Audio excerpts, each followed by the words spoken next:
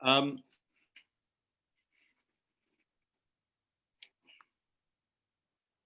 don't know if you can hear me.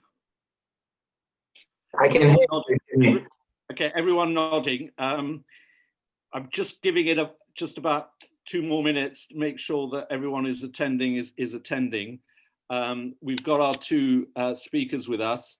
Can I just remind you, and you're all old hands at this, just make sure that if you're not the panelists, and you're not me, obviously, if you can mute, be sure that you're on mute, apart from anything to preserve power and energy from the system, because and avoid interventions. But if that would be really, really helpful. And I'll get going in about 1 minute, so don't worry that I'm going to disappear. Okay. Just Jimmy, I just want to check that we are muted. I'm not. Not muted. Oh, you're not muted. If you speak, you're not muted. But I love to hear your voice. I mean, I can hear any of your voices now. If you want to say hello, I can see some of you and welcome. But you know, as long as you mute yourselves again. So who was that who just said hello, Jimmy? Sorry. That was Anne. Anne, just there. And Anne's connected in from Australia by the looks of it. Wow. Yeah, hi Anne. And Steve, I always know Steve. Hi, how are you, mate? Very well, thanks, Jim. Hi Juan, good to see you. Hola Cristina. Maria Jose Sevilla, always great to see you. Jeff Cowling, excellent. My dear wife Kidge, who's in a different area of the house. Miguel Oliveros, great to see you. Hello, good evening, everybody. Ruiz Quiroga, Brett Theobald. Brett, are you there? I can't see you. I can see various people's names. I don't know if they're being very coy and don't want to appear, but that's fine. Mercedes Porcer, yeah. Ruiz Quiroga is also there. People whose faces aren't appearing, I'm assuming just simply don't want to appear, but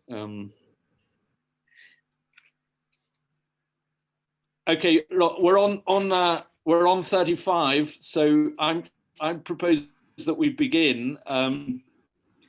First of all, I'm Jimmy Burns. For those of you who don't know me, I'm chairman of the British Spanish Society.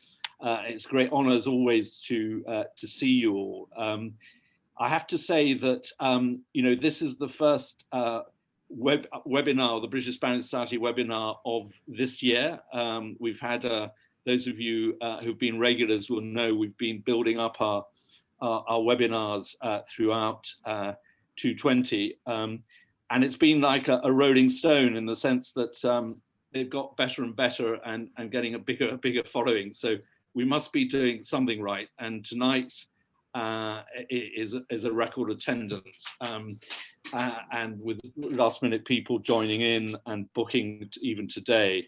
And that really is a reflection, I hope, not just to the commitment to the cause of this charity, which in this troubled world of ours has never been more necessary, building bridges, not walls, and looking for post-Brexit engagement on the cultural and educational front, and supporting things like our scholarship program, which really is hugely important in identifying talent among young people who need that financial support.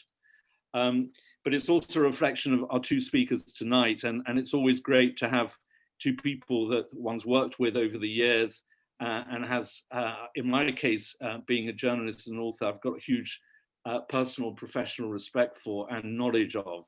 Ana Romero Galán needs no introduction to most of you, because she's not only a member of the British Spanish Society, but she's appeared on 2 of our panels last year, hugely successful ones.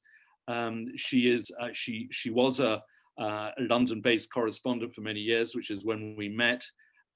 She is a renowned international correspondent, commentator, and best-selling author, and now lives in Madrid, and also a lovely and delightful person. Raphael Minder was born in Geneva, and he, like Ana, has got a long trayectoria of dedication to the good cause of good journalism. He began his career in Bloomberg's and then moved to probably the best newspaper in the world, my former employer's Financial Times, where he and I first met. And the last 10 years, he has been the New York Times correspondent for Spain and Portugal, and which of course is the subject of his latest book. And I say the latest book because Raphael wrote an absolutely brilliant book on the whole Catalan question, which was published, correct me if I'm wrong, about 2 or 3 years ago, Raphael, and I accompanied him on part of his tour of Spain, including in Catalonia. And I must say, he's a very brave soul to have written what he wrote and confront some of the audiences that he confronted. It is called Esto es España, 10 años de corresponsalía. It's published by Atalaya. It's hot off the presses in all good bookshops in Spain, but also available on most online platforms. Raphael has promised he's more than happy to sign copies of the book when he gets back to having one in his hands, because he's actually speaking to us having just arrived in the Canary Islands from Madrid. He is in Gomera. Ana is in Madrid, and looking at all of you on the screen, as usual, this is the great thing about the British Spanish Society. I can see people in Madrid, I can see people in London, I can see people outside London, outside Madrid, Barcelona, the south of Spain, south of England. It's absolutely wonderful, a real United Nations as always. So without further ado, I'd like to ask Ana to pick up the tertulia, and all over to you. Thanks very much. Thank you for your nice words. And one very, very important detail, it's Editorial Península. Here is Raphael's book, okay? It's Editorial Península, no Atalaya. Esto es España, is the Spain with the beautiful Spanish flag. Here it is, I highly recommend it. I read it over Christmas and enjoyed it a lot. Now, Vic, you've introduced Raphael already, so that's less work that I have to do. And why don't I go directly into the arena and ask Raphael, why did you decide to be a correspondent in Madrid and not in Frankfurt? Because I read in the book that you were you had 2 choices 10 years ago, Frankfurt or Madrid, because you speak Spanish and German. Oh, by the way, the book is written in English, translated into Spanish, and in the near future will be translated into English again. But for the time being, you have to read it in Spanish, okay? So Raphael speaks Spanish and German and French, and I think he's now trying to learn El Silbo, which is the language there in the Canary Islands. And he was given the choice to go to Frankfurt or to Madrid. So why did you choose Madrid in 2010, Raphael? There you go. Well, thank you so much. Thanks, Jimmy. Thank you, Anna. And in answer to that question, basically, first I wasn't given a choice. I was asked if I wanted to interview for one of the 2 jobs. So I may never have ended up even in Frankfurt. But I think basically what was interesting at the time is that and I still believe this. Work is an important part of my life, and I do my work with a lot of passion. But life is also more than work. And I had the luck to come to Spain as a very young child with my parents on holiday. And honestly, I just figured that that my life would be better in Madrid. I had never heard anyone tell me that Frankfurt was the most wonderful city they'd ever visited. And I'd had many people tell me that Madrid was. So that was the main point. The second was, as Jimmy mentioned, I had been working for the Financial Times for 10 years. I'd done a lot of economic stories, economic coverage. And it felt that Spain would offer it would allow me to be really a generalist. It would have a wider story Frankfurt would be heavily focused on the ECB, on monetary issues, on Germany, the German economy. For me, Spain seemed maybe a smaller story. It was presented to me as a less, perhaps a less of a news story, but more potential to do other topics. And I was excited by that. So it was personal reasons what brought you to Madrid, really. But then you found that you were stepping into this gigantic story, because you tell us how as soon as you arrived, you had to, even before settling down, you had to go and start covering the financial crisis. So in this 10 years that you write about in this book, I mean, it's been phenomenal. I've kind of underlined 6 events that have happened in my country that has completely changed the landscape of Spain, politically, socially, culturally. The financial crisis, 2010, that's when you arrived, the King's abdication, the end of the two-party system, the Catalan revolt or process, or you can call it however you want, the first left-wing coalition since the Second Republic in a government that came through a vote of no confidence, not by popular vote. This could be number 6 or 7, political confrontation, the level of political confrontation, what we call crispación, and finally, COVID. And now back to square one, which is again a huge economic crisis. I mean, incredible. For personal reasons, you came and you found all this. Now, what has deeply changed since from the moment you arrived in 2010 to this moment, after all these events that you write about in your book?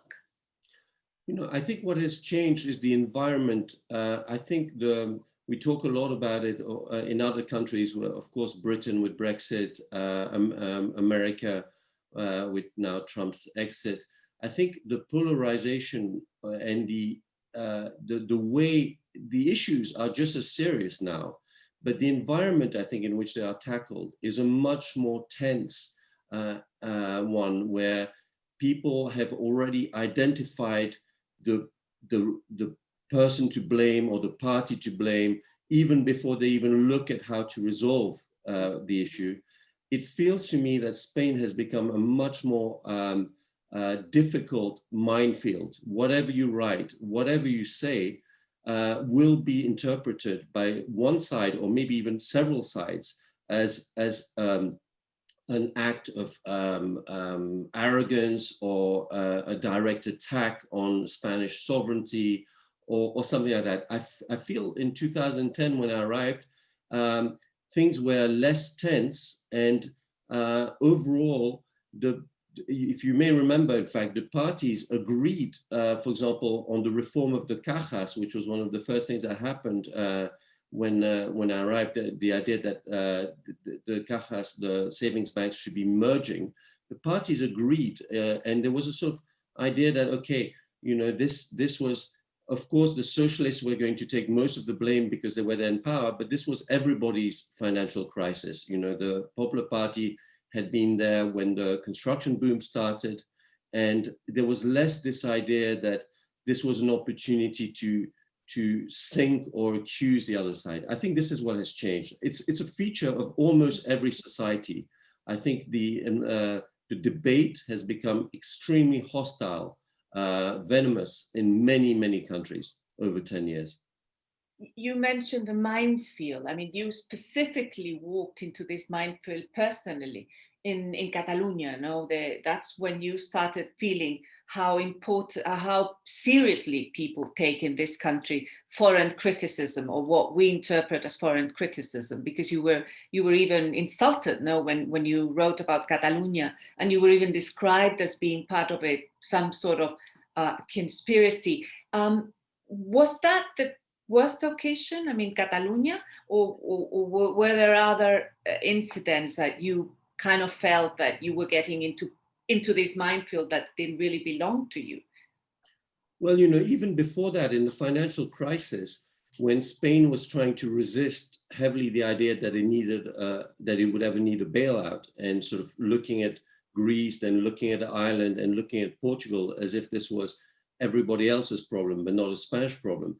I also remember being attacked alongside other publications, the Financial Times, The Economist, as being part of a sort of Anglo-Saxon City of London, Frankfurt, Men in Black conspiracy to sink Spain, which was really far from the truth. So it didn't start with Catalonia. In fact, I remember, and I mentioned in the book, El Confidencial saying that Rajoy had ordered some phones to be tapped, to be put under surveillance, which I was shocked to read in the Spanish press. I wasn't aware that that was under surveillance, but I don't know if I ever was. But there was this environment, and as you know, we might discuss later, when I started writing, or other colleagues started presenting Spain as being in deep economic trouble, that was also felt as a sort of an unfair attack.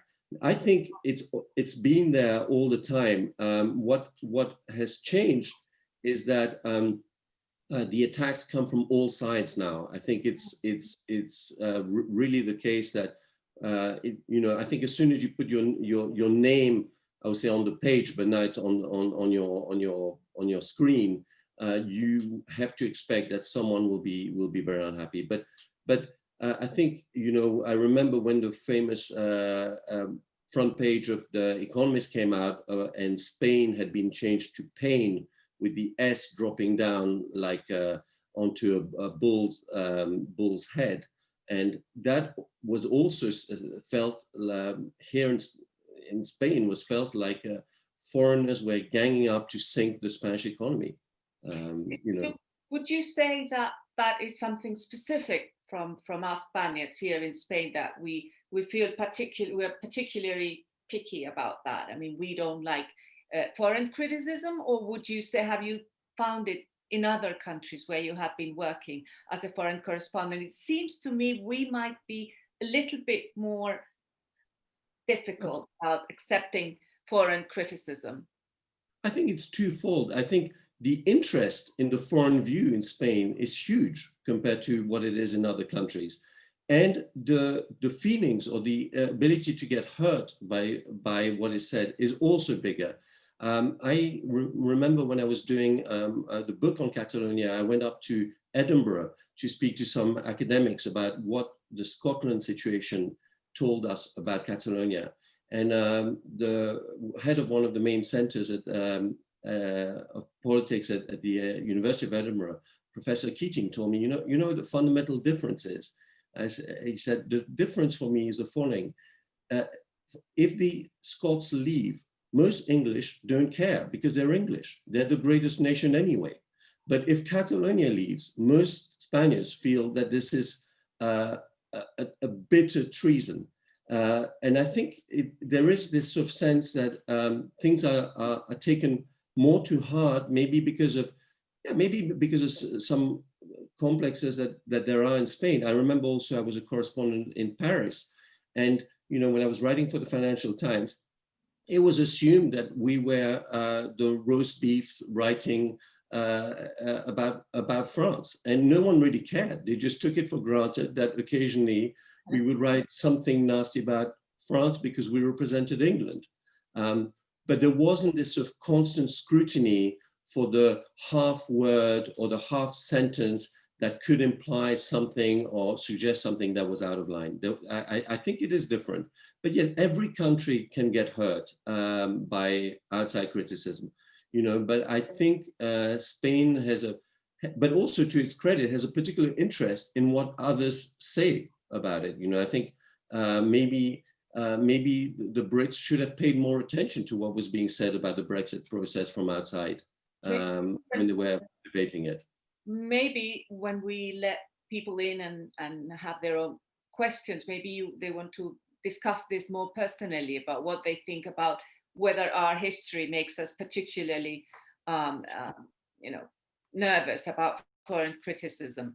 But one thing I wanted to ask you, I mean, you've written another book specifically on Catalonia, and you've traveled there, and I have to say, there's a lot here about Catalonia. I mean, one of the suggestions I was going to make, you should have called the book, subtítulo, Truffles, Sex and Orange Marmalade, because there are so many interesting stories here. People might be a little bit scared and think this is a very serious essay on Spanish politics, but really you find really good stories here that have nothing to do with Catalonia, but Catalonia is big. So I guess you've been asked this so many times, Raphael, but how do we can we solve that problem? Can we stop writing about Catalonia and concentrate on truffles and other fun stories? I mean, how do you think we could solve this question that you've been working on for 10 years now? Well, you know, I always have this idea that if you want to, before you solve a problem, you have to want to solve a problem. And I am not sure that in today's Spain, so many people want to solve the problem. They live off the problem. In Catalonia, the separatists cannot solve the problem because their raison d'être is the problem. And in Spain, a large number of the parties, Ciudadanos included, because it grew out of the anti-secessionist movement, live of the problem as well. So I think, you know, if we look back, and I think this is an interesting reflection to make, what has changed? Well, I think in the 80s and in the 90s and even in the following decade, the two major parties of Spain had to do well in Catalonia in order to enter the Moncloa, in order to be in government in Madrid. And even in his worst time, Aznar, when he was already pretty much hated by many Catalans, still got 900,000 votes in Catalonia. The PP managed to get 900,000 votes.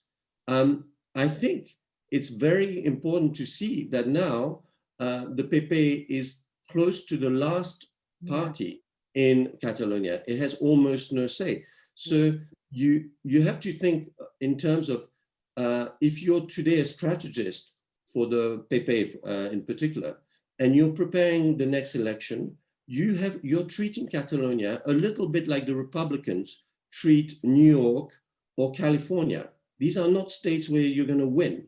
What is important is not to lose votes in the other parts of the country, because then you will not get in.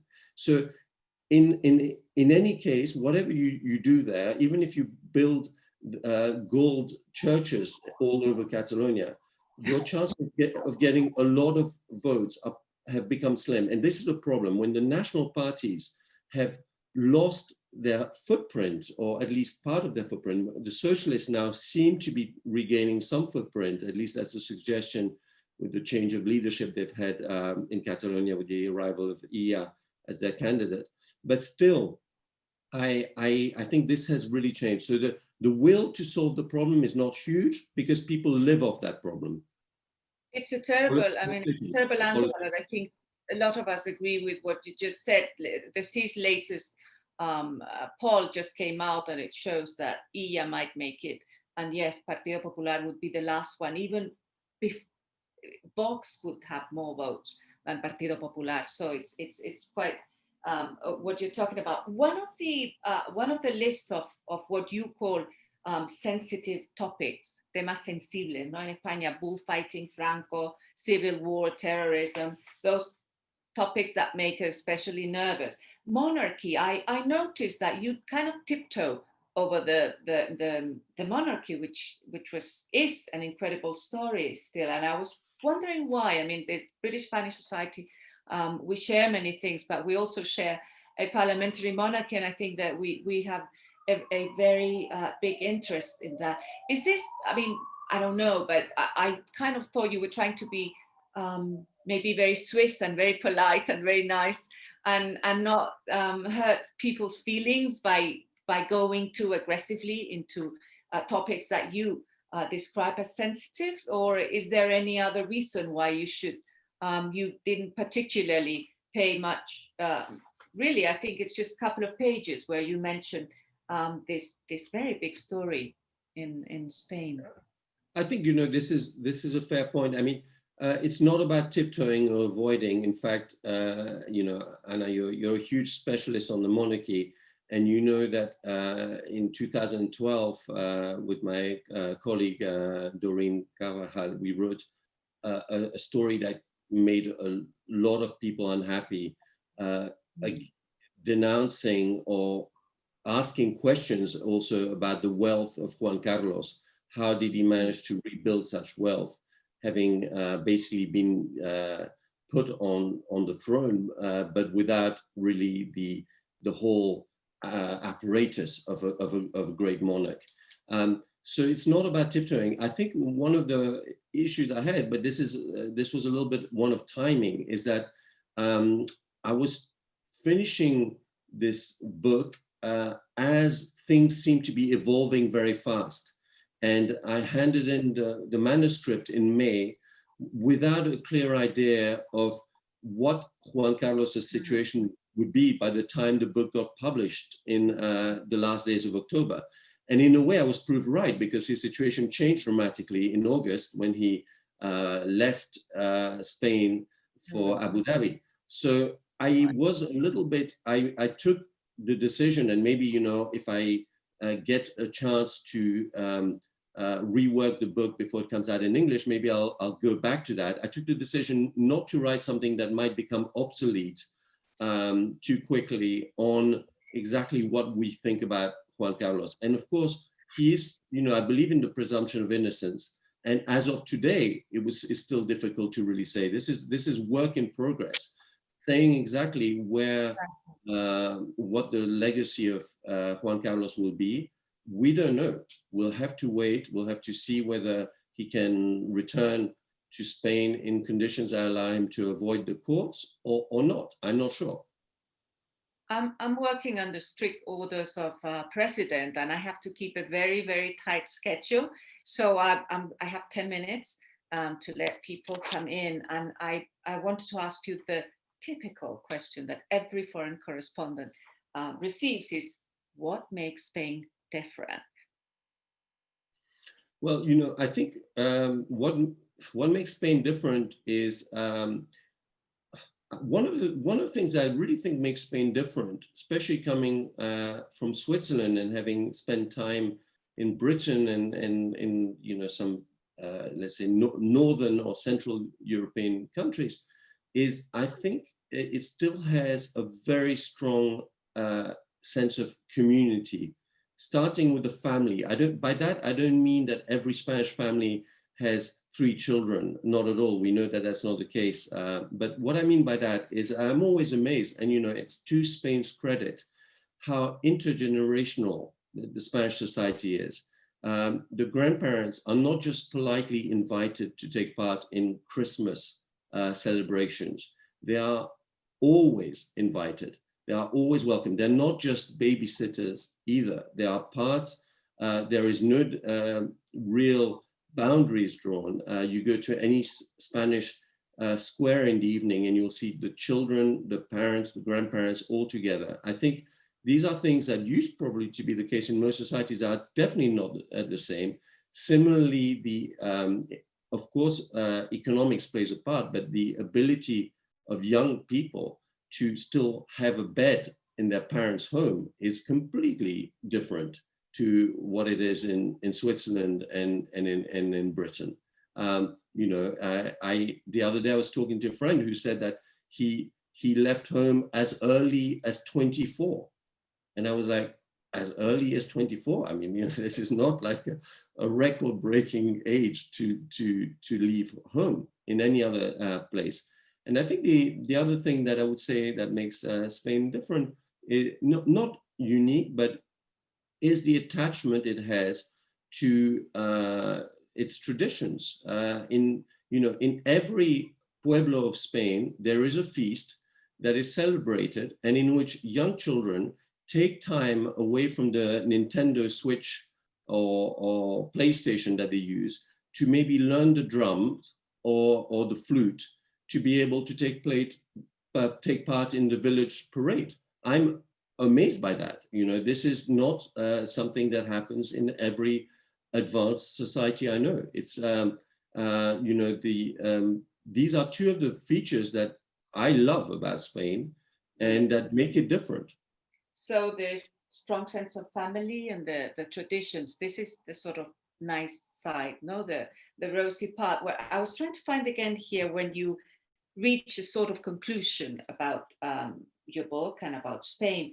And I find that you can kind of complain, or you say that it's the lack of political leadership that would be the real conclusion, no? The real negative side. And then I thought, well, this book brings me back to this other book that is a predecessor from yours called Thomas J. Hamilton, who was here in Spain in the Civil War, and he wrote Appeasement's Child, the Franco regime, right? So what did I find in this book? I was trying to compare.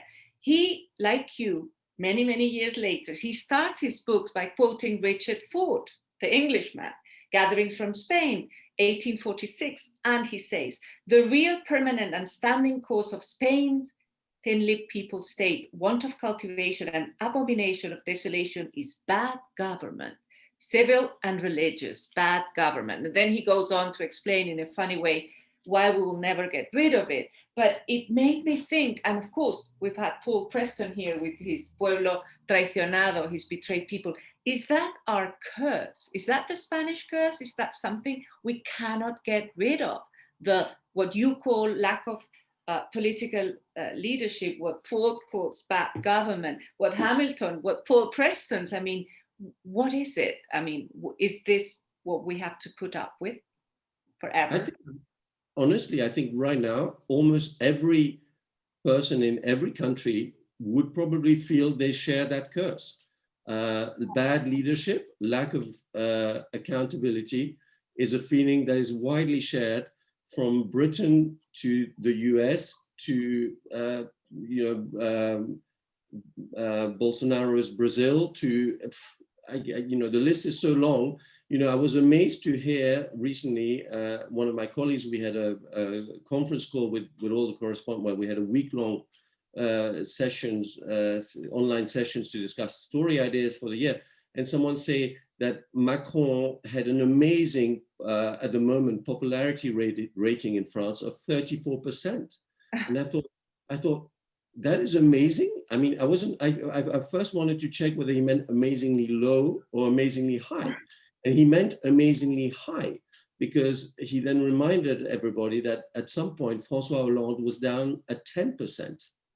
So, this is a stunning situation where the distrust, the disconnect between leaders, and I think, by the way, this is not just political leadership. I think business leadership is also at fault here. I think, the number of entrepreneurs in Spain who really inspire people is down to a minimum. If you asked people on the street to name 5 business people whom they thought were amazing, they might name a couple. I think they probably might recognize the incredible success of Inditex and maybe one other company, but really most of it is not that impressive. These are, if you look at even the composition of the IBEX, most of it are former state-owned companies or inherited legacy businesses.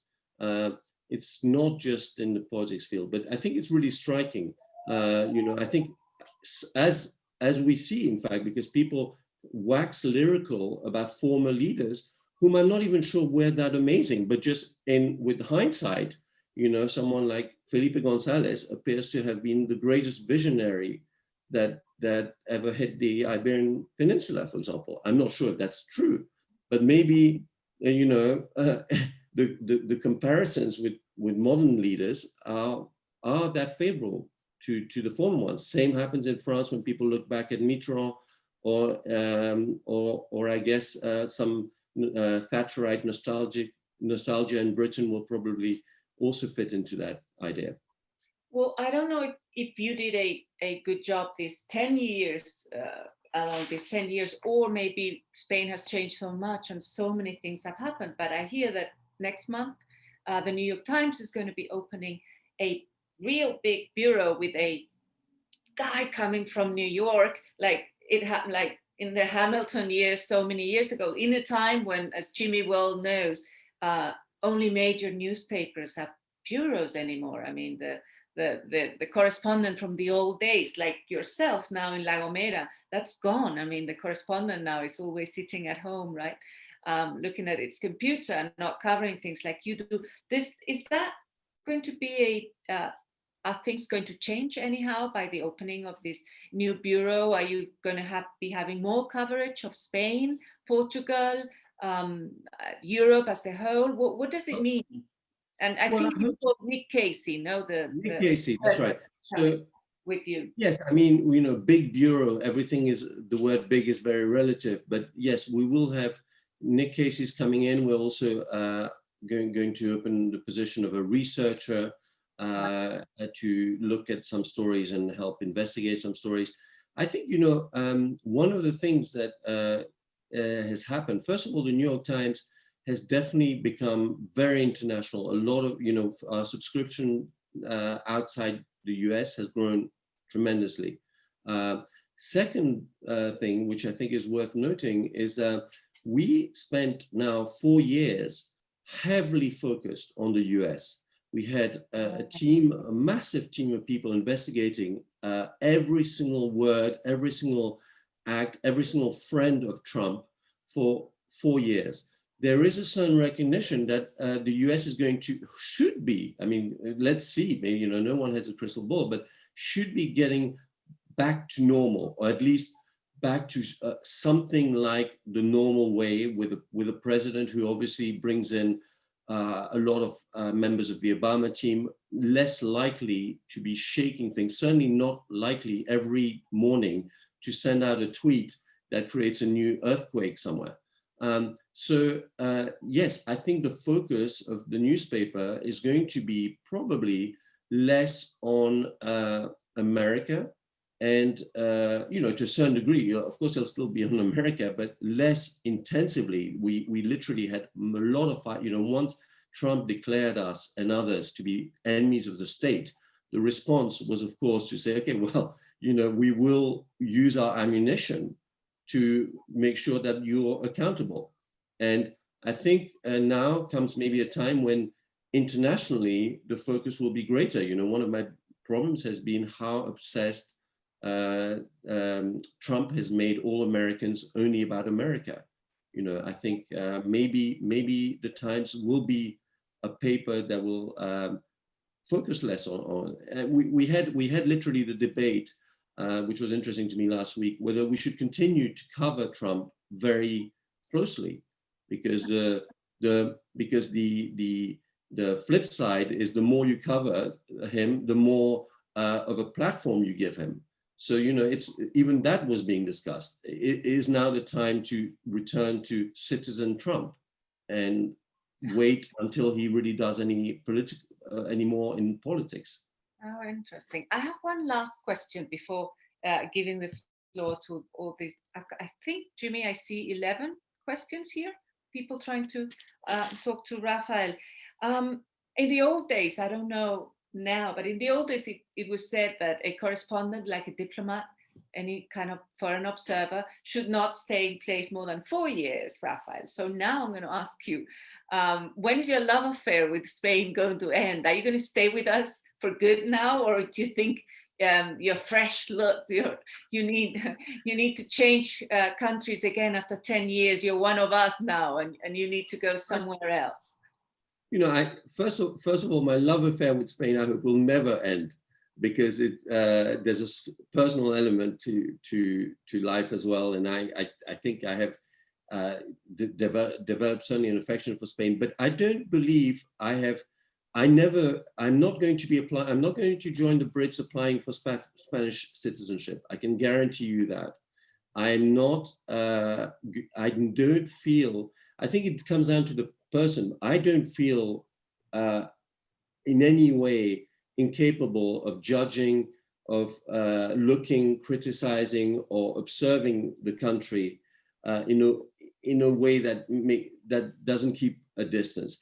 I think what you say is absolutely right. By the way, the schools of journalism are quite different. The so-called English American school is very much that you should rotate correspondence. If you look at the German or French or the Spanish, as you know, or Italian school of journalism, there are correspondents. I know correspondents who've been in Brussels, or the Swiss, the main Swiss newspaper, the Neue Zürcher Zeitung, has had the same correspondent in Brussels for 25 years.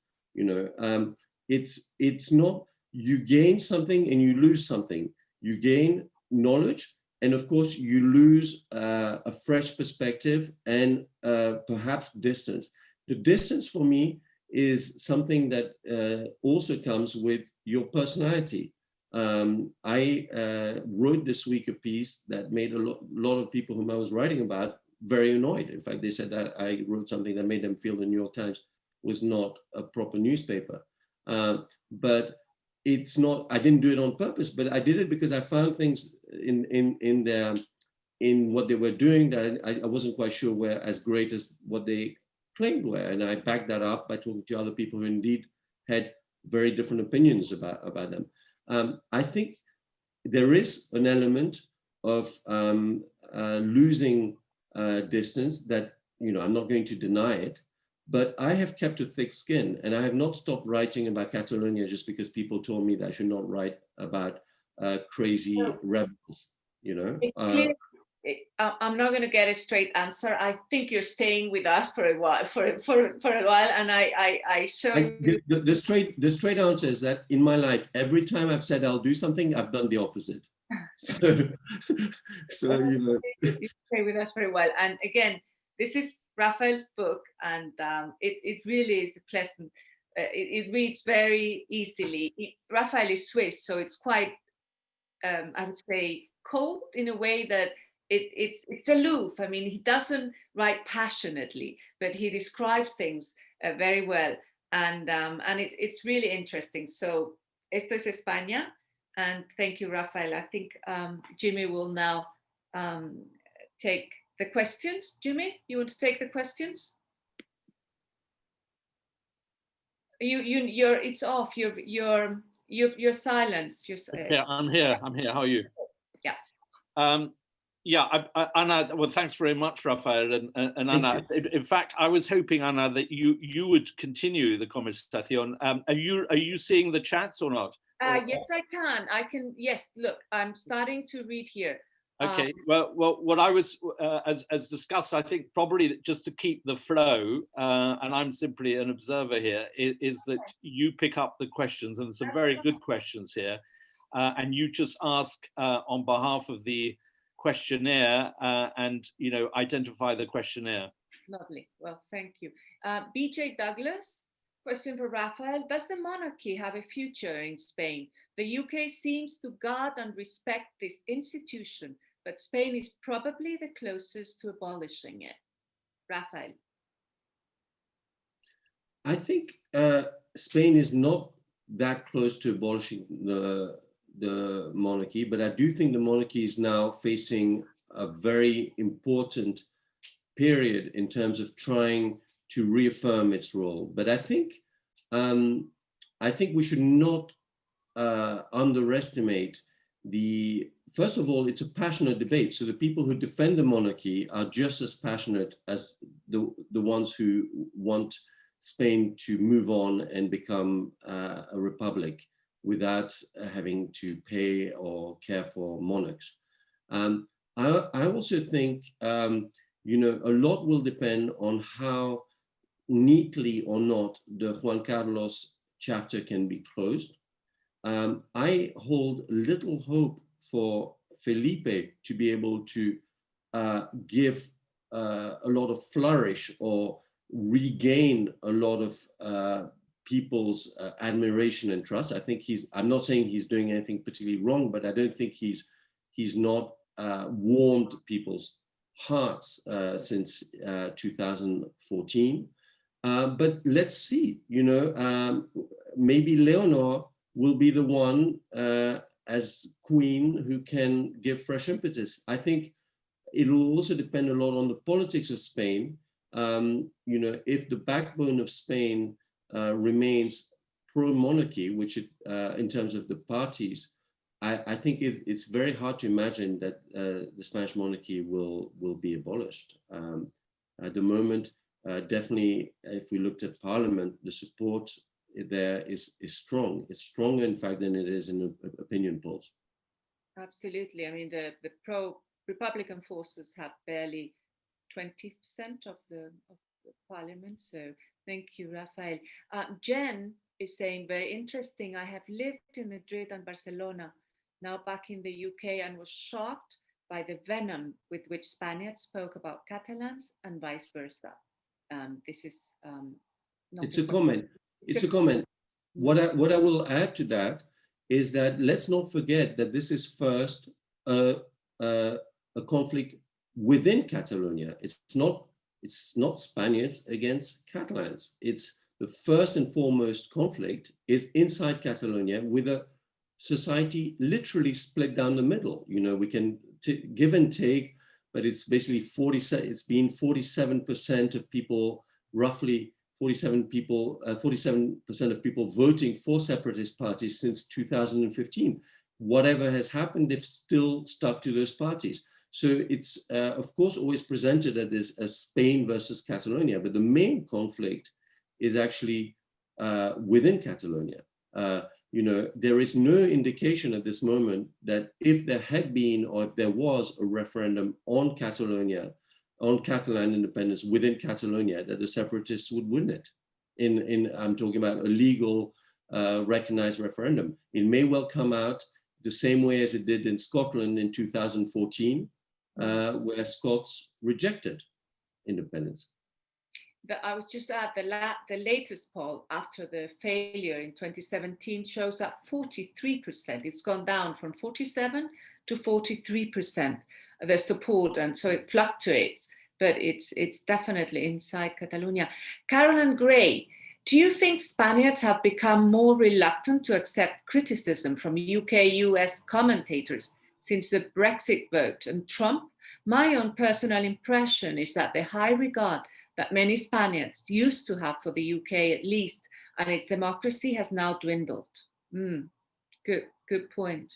Very, very good point. I think in general, you know, the ability of the UK and the US to set an example and explain to others how politics or society should be run is down massively. I mean, the events in Washington in the run-up to Biden actually being inaugurated, I think just shocked a lot of people in Spain, everywhere, I think.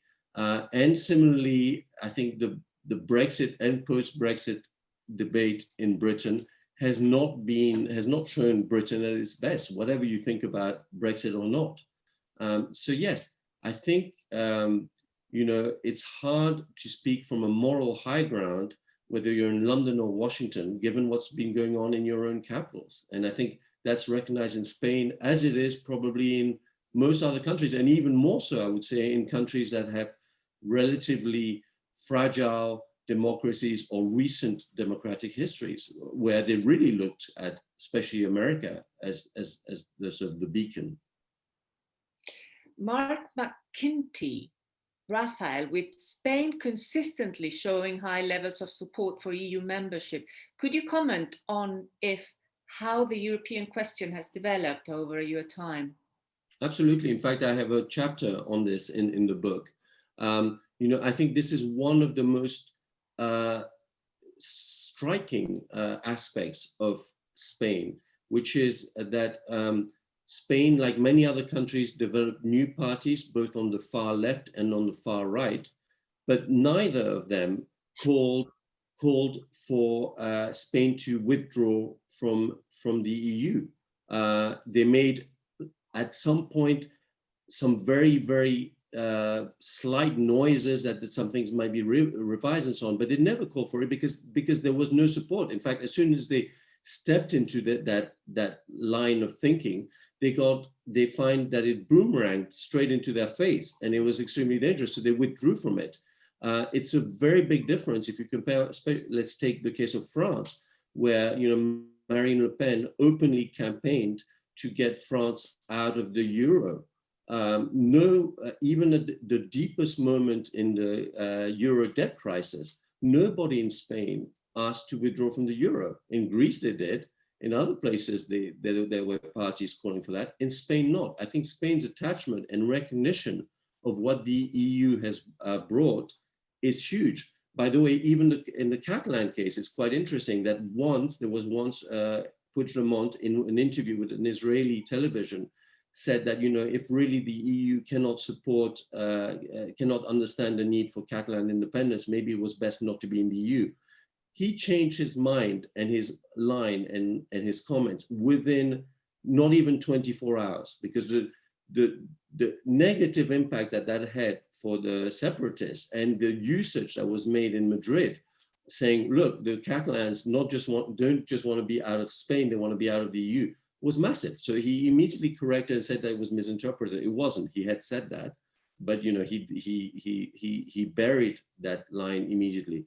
It's been striking how Spain has pushed all along to have a stronger voice at the EU table. There are endless stories blaming the Spanish government for not getting more seats or more presence on the main EU institutions. The push is never to get less, it's always to get more, to be more involved in the debates over how to coordinate migration, to be more involved in debates over how to coordinate fiscal policy. Spain's attachment to the EU is very, very strong. And, you know, also it's interesting, like also to NATO, if we historically remember how difficult it was for Spain to come to terms with the idea of joining NATO, now I would say that Spain is probably one of the most fervent backers of NATO in all its forms, including in welcoming more US military presence on Spanish soil.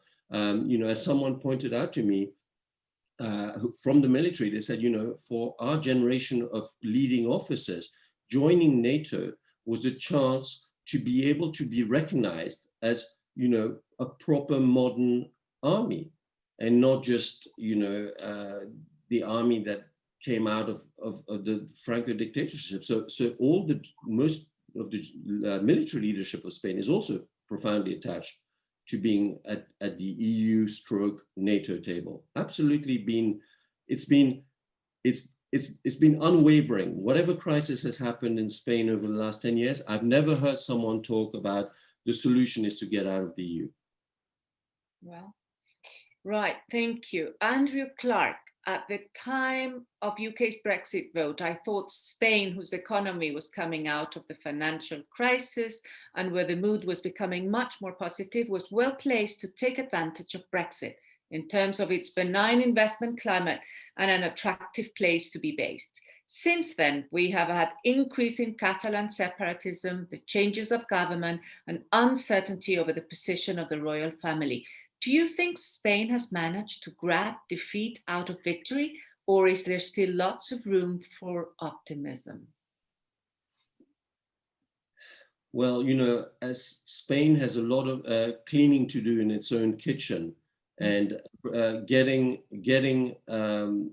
the most of Brexit is not the top priority. So yes, I would agree that it's been difficult for Spain to seize that opportunity. But you know, let's see. Let's not forget that Spain is already attractive to a lot of Britons, not necessarily people working in Spain, but certainly people retiring in Spain and so on.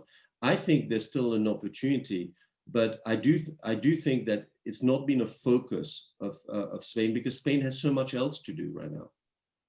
So Andrew, in the line of Anglo-Saxon travelers, I think Raphael is definitely pro-Spanish and pro-Spain, as we can see in his answers. Anne has a question for Raphael. The economic environment will be challenging for years to come, given COVID, and a high degree of political cohesion is probably necessary to deliver appropriate economic policies. Will Spain have this cohesion in light of the factors you're highlighting? John Siropoulou? Yeah. Yes. There Look, you go. I think, you know, what we know so far is that Spain is going to has had in 2020 one of the worst economic hits of any country. You know, we don't have the final figures, but the economy shrunk probably about 12%. It will grow back, but it's going to be absolutely key to spend well the money promised to Spain. 140 billion euros puts Spain as the second biggest recipient of EU money after Italy post-COVID. if that money is well spent, it makes a huge difference to how quickly the recovery will take place. If it becomes a battle, a series of disputes, political bickering over which region, how, and whether, then it'll be a terrible missed opportunity. Impossible to know. What is clear is that Spain started the COVID crisis with a major disadvantage. It started it with a new government that had taken office literally 1 month before the state of emergency, the lockdown started. First time, as you mentioned in the introduction, that we had a coalition government in modern Spanish history, and a minority government. And that has been a major, major issue. So it's not a good position from which to manage things. And we will have to see, but it's going to be tough. I expect there'll be a lot of fighting. Look at what's happened in Italy right now. Look how narrowly the government of Conte has survived a vote of no confidence there. We might be in the same situation back in Spain. Spain, by the way, was the only country so far, prior to Italy, that even had a vote of no confidence over its handling of COVID. Nobody thought their governments were doing well in terms of handling COVID, but no one tried to seize a political opportunity out of the disaster of a pandemic, except in Spain. Thank you. Nigel Aston.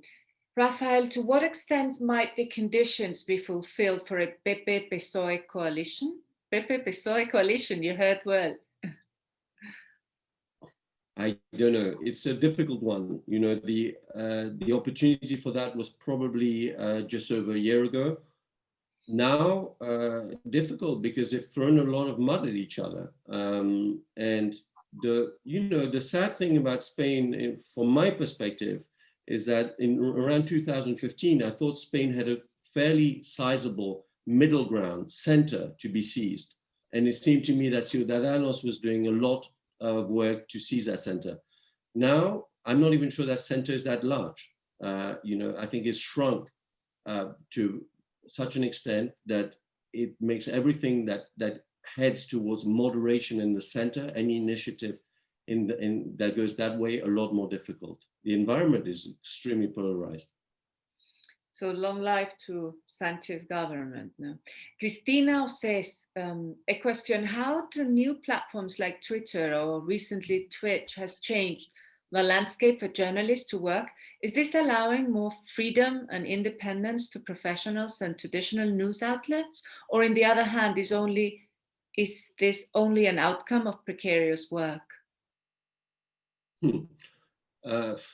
Twitter has changed a lot of things for a lot of people, including for President Trump getting elected and then getting banned from it. I think for journalists, it's become, well, as a correspondent, I can say it's become a very difficult environment in which to operate because your articles or whatever you write gets discussed by people who don't read them. I'm always surprised by the vigorous criticism I get on Twitter from people who have they're not subscribers of the New York Times. They might not even read English. They've read a retweet of a tweet of a tweet about something that someone thinks that I have written, which is, the basic minimum level of respect that I ask from anyone who wants to discuss an idea with me is that they should at least read what I've written before commenting on it. This has gone out of the window. This is no longer happening. And so it's become a difficult one where everybody really, the definition of a journalist is no longer clear to me.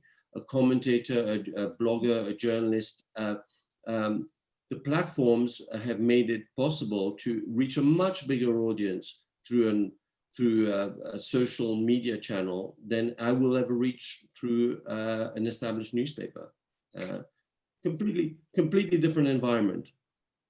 Chris has a very important question. She wants to know, when will her students be able to buy this in English, Raphael? When? Next couple of months, years to come? You don't know yet. I don't know yet. I hope it'll be this year. These things, without taking you into the back room of publishing, these things are not like straightforward how how rights are passed on or not for translation and so on. But I'm hopeful. I'm very hopeful that it'll come out this year in English. I'm going to work for this to happen. If I don't succeed, well, too bad for me. And certainly, I regret losing your students. Absolutely. Well, we have one last question from BJ Douglas. It's quite long. Rajoy was once referred to or praised even by The Economist as being mediocre. Do you think that Spanish politics is exemplified by this definition, mediocre? Compared to other Western democracies, it does not shine very brightly and has the lowest percentage of graduates as politicians, not necessarily a bad thing, that any other developed nation, given that many politicians went into politics to make money, and that is becoming less tolerated, will the caliber get worse? I think BJ Douglas is an understatement when he says that Spanish politicians are a little bit mediocre. Raphael, what do you think? Well, I think the channels to get into Spanish politics are still very relatively narrow. In the main parties, you kind of have, unfortunately, you have a lot of professional politicians who have really little experience from any other environment. You know, they work their way up through their provincial party base, and then they get appointed, and then they get put on the next list, and so on. So one of the problems, of course, is that what it means is that if they fail in politics, there is often no obvious plan B unless they've made it to the top. In a lot of countries, I think, it's not that the politicians are much better, but they're there, they're trying it out, but if it doesn't work out, that's fine, because they're top lawyers, or they used to be in top bankers, or they used to do a lot of other things. So they can fall back onto their education and their knowledge of another field. And I think the way parties are structured in Spain, they're very closed chambers. Most of them are not, some of the newer ones are less so. And so you cannot just enter and say, look, I've set up a brilliant business. I've done brilliantly in this field. I think I can contribute to society, and I'm ready to do so now by joining politics. You will find a lot of people making sure that you never get onto any list of any party. And it's a problem. It's a real problem. Spain would benefit tremendously from having a more open political system where, you know, the in and out is much more fluid, and you get a much more diversified talent base. You don't just have people who are cronies and dependent on their mentor or their party leader moving them up or down a list. Thank you, Raphael. I can very proudly report to our president that it's 2034 Madrid time, so we made it exactly on time. Thank you very much, Raphael, for all your answers. And there you go. It's your turn, Jimmy. Thank you very much, both of you. I'm going to sort of use my prerogative as president, as you put it, but I'm not president, of course.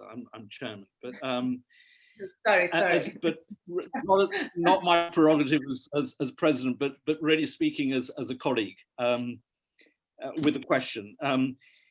Well, maybe sort of just draw very briefly on an anecdote which will lead to the question, because it comes back to Richard Ford and something that Raphael was saying early on about his position as New York Times in Madrid, and how Spain is sensitive, more sensitive perhaps, or not more sensitive to outside criticism.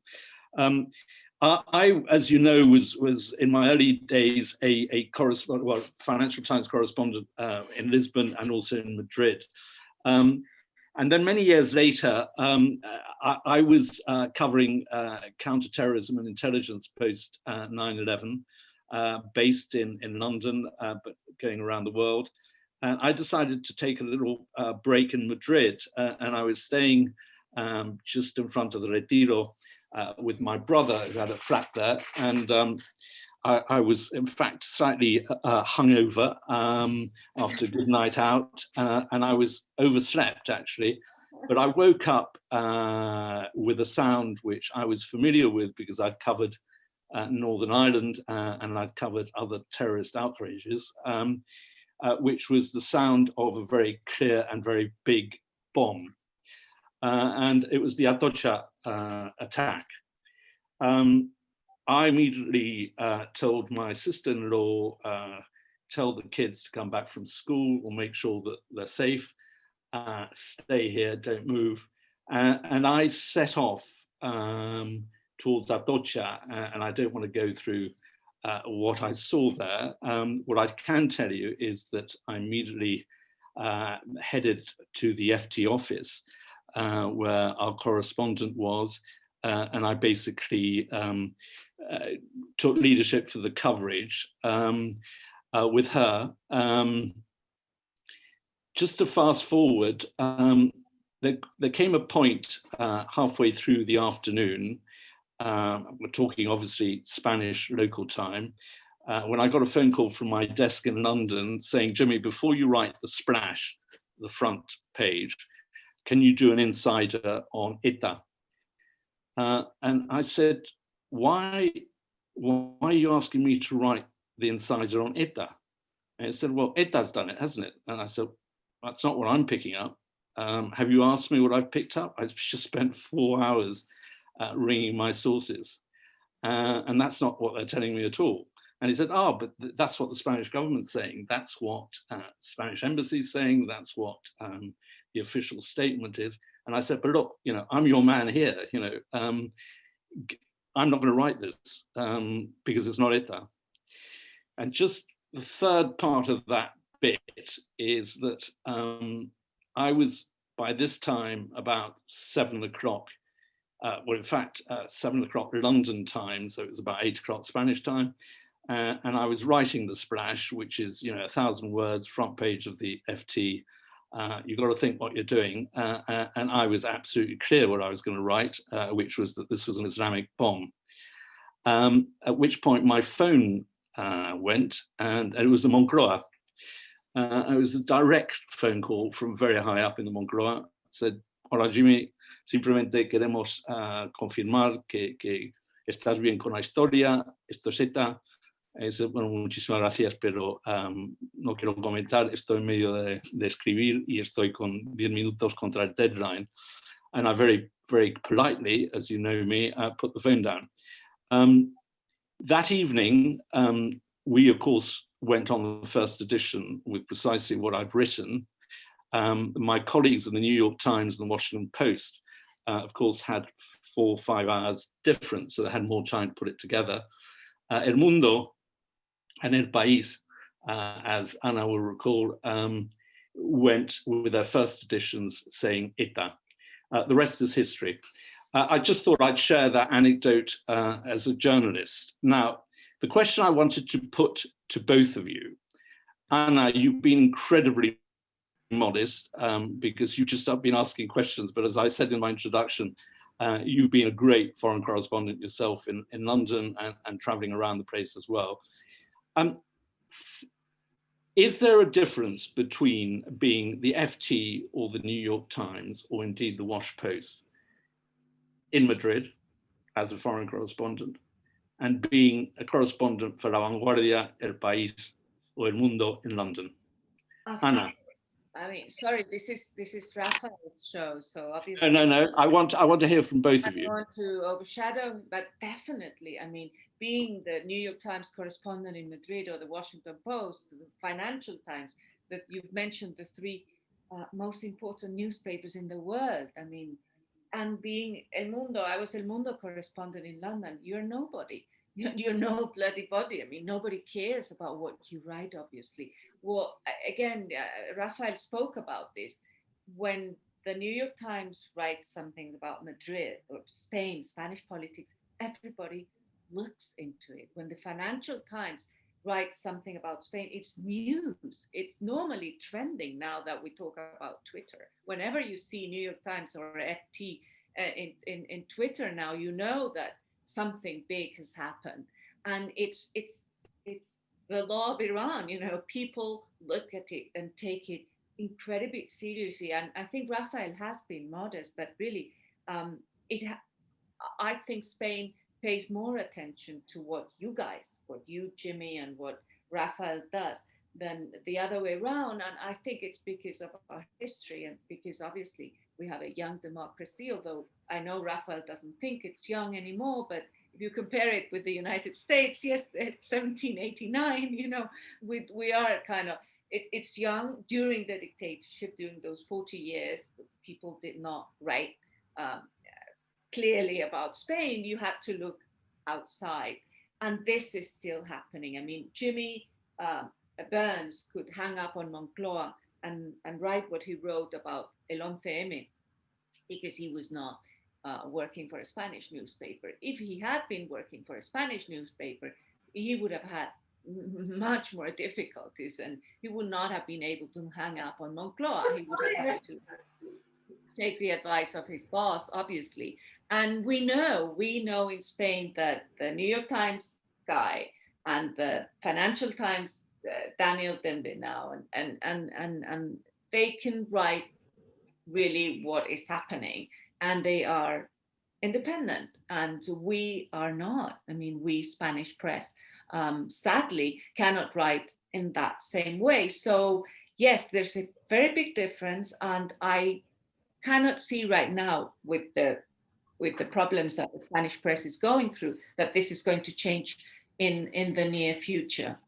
Spain as a personality. Thank you, Raphael. World and accept what they're saying. Well, listen, I think, yes, I think you brought up a very difficult issue, which is the fact that Comment on us. Sorry, I think we're having a bit of interference here. Yeah, I think you brought up a very difficult issue. His microphone on, Andrew. Your microphone is on. Thank you. Yeah, so sorry, I think it was a very, you know, the Atocha is one of the worst moments in terms of government manipulation of the media that Spain will remember. And I hope it will remember it. I hope it will remember it, because it's important that it should. You know, the end of the story, you know, when that evening, obviously I wasn't there, but the idea that the national television had to show a documentary about ETA, the evening of the bombing, is just sinking the level of press freedom and professionalism to the lowest possible level. I think it's the case that the politicians in Spain have become used to being able to put in a call, and maybe it's the same in other countries, but in Spain, to put in a call to put journalists back in their place. And I have heard, you know, off the record, some similar stories of people getting called to be told, you know, of course, I hope you've understood the story. And, you know, this is not the way it should be done. And it has to be resisted. And of course, I think Anna is 100% right that it's very easy for me to say that, because I'm not that worried about the follow-up call. But if the follow-up call would be to my editor, and my editor would be likely to listen carefully and then get worried about the consequences, then I would also, you know, it would snowball. Thankfully, this has not happened. You know, I've had a couple of run-ins with the government in Spain. In fact, more than a couple. I've mentioned a couple of them in the book, where I've had the backing of my editor. You know, my editor wanted to know. In one case, I had to have a 1-hour debrief with the senior team of editors, who went through very carefully and asked me for all my sourcing and why this and why that. But in the end, they said, okay, well, you know, I think you've covered the ground. That's it. And we will politely answer that this comment doesn't apply, or what have you. So journalists cannot operate in two circumstances. First of all, if their own editors or their own owners of their publication don't back them, don't believe that they're good enough to know what's going on. You know, the start of your story, Jimmy, was exactly that, you know, like putting the desk back in its place and saying, wait, I'm here, you know, you're not. So please let me talk to you rather than you talk to me. This is like essential. This is the whole point of having correspondence. If everybody in the newsroom could do the story, then there's no point even having someone in any country. You want to have someone in the country saying, you know, is what I'm reading or hearing or being called about right? And the second part of this is, of course, I think that you are in a position as a correspondent for a major newspaper just to put the phone down, just to make clear that your skin is very thick. And it's not pleasant. I'm not telling you it's a happy moment, but there have been a couple of times when I've used that favorite phrase of mine, which is, you know, let's agree to disagree. And I've just put the phone down politely, but I've said, you know, like, this is not a non-conversation. You know, I've had my fears. I'm a human being. It's not great when someone tells you what you're about to publish is completely wrong. But I did my best. I tried to source. I tried to find out everything I could before I did that piece, and that's it. Well, thank you very, very much, and I think that's a good point to end it. It's both. I mean, I found it absolutely fascinating, and you know, the chats have turned into very nice comments, and I just wanted to share a couple of them. But from Mercedes Porcer Martin, who teaches Spanish at Eton, head of the Spanish department. Thank you so much for such a wonderful talk. Spain is still very much a wonderful country to live in. I couldn't agree more, as having been born in Madrid and having a Spanish mother. And you know, you've both been absolutely great, as Raphael Pittman says, you know, unique insights from Raphael and Ana, very much so. You know, that's great. Just looking at some of you on the screen, I get very emotional, really. And I just wanted to say, Cristina Jaramillo, who is teaching journalism to young students, it's just wonderful to see you. And she's one of our newest members. But you know, last time Cristina was in our house, she was looking after our two baby daughters many years ago, and we are still your familia londinense, Cristina, and it's just great to see you, and have you as a member of the British Spanish. Look, thank you all very much for joining us, and just to end for a diary note, we've got a cracking, very different webinar coming up on February the 3rd at the same time. We're doing a joint event with our great friends at the Instituto Cervantes in London, which they are hosting. We are promoting, and which you can register for via our website, which will be a talk given by one of our young scholarship winners, Jonathan Roach, talking about, believe it or not, English Catholic spies in Elizabethan England and Spain, which is an extraordinary story, I can tell you, having covered espionage in more modern times. So I strongly recommend February the 3rd, mark it in your diary. And just to say to the two panelists, thank you so much. And it's always great to see good colleagues speaking with such honesty and belief in their profession. Thank God we're here. Buenas noches. Buenas noches.